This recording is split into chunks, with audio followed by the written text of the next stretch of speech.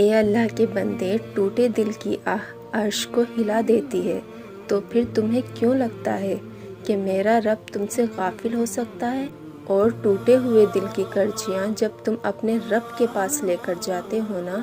اور تمہارے آنسو گر رہے ہوتے ہیں، تو اس پر رب کو تم پر بہت ہی پیار آتا ہے۔ وہ تمہارے دل کو اس خوبصورت انداز سے جوڑتا ہے نا، پھر تمہارا دل وہ سب درد، وہ سب غم بھلا دیتا ہے جس کے سبب تمہارا دل بکھر گیا تھا۔ اور جب تم ٹوٹ کر بھی اپنے رب کی یاد سے غافل نہیں ہوتے نا،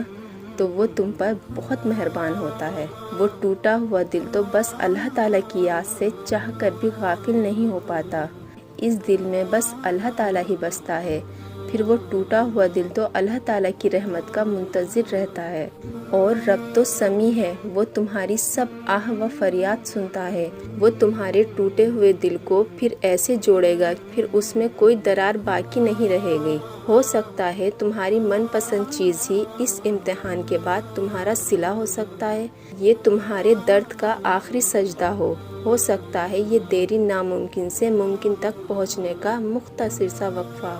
ہو سکتا ہے اللہ تعالیٰ تمہیں عارضی تکلیف دے کر مستقل اذیت سے بچا رہا ہو سکتا ہے اللہ تعالیٰ تمہاری حفاظت کے لیے دیری کر رہا ہو سکتا ہے اللہ تعالیٰ بار بار تمہاری پکار سننا چاہ رہا ہو سکتا ہے یہ انتظار مہلت ہو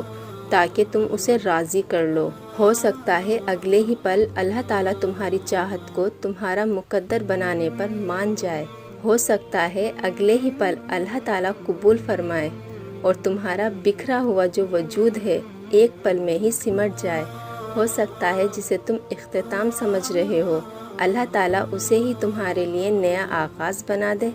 وہ دعا ہی تھی جس نے موسیٰ علیہ السلام کے لیے سمندر کے 2 حصے کیے، وہ دعا ہی تھی جس نے یوسف علیہ السلام کے لیے کنویں میں راستہ نکالا،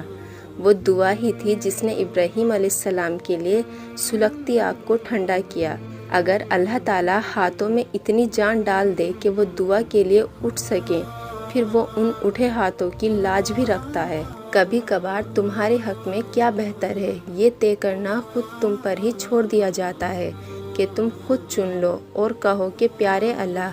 مجھے یہ چیز میرے حق میں چاہیے۔ اسی لیے اللہ تعالیٰ سے اپنی من پسند چیزیں مانگے، بار بار مانگے، کیا پتہ وہی اس کی رضا ہو جو تم مانگ رہے ہو، وہ بس تمہاری تڑپ دیکھنا چاہتا ہو، اور عطا کے وسیلے تو پھر وہ خود ہی بناتا ہے نا۔ بے شک میرا رب ناممکن کو ممکن کرنے پر قادر ہے۔